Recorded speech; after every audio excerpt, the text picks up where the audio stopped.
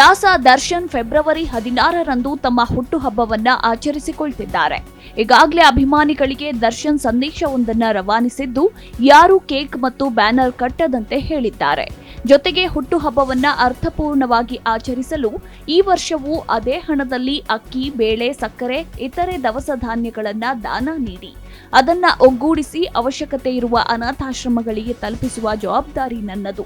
ಈ ಸಂಭ್ರಮಾಚರಣೆಯಲ್ಲಿ ನಮ್ಮ ಅಕ್ಕಪಕ್ಕದ ಮನೆಯವರಿಗೆ ತೊಂದರೆ ಆಗದಂತೆ ವರ್ತಿಸಿ.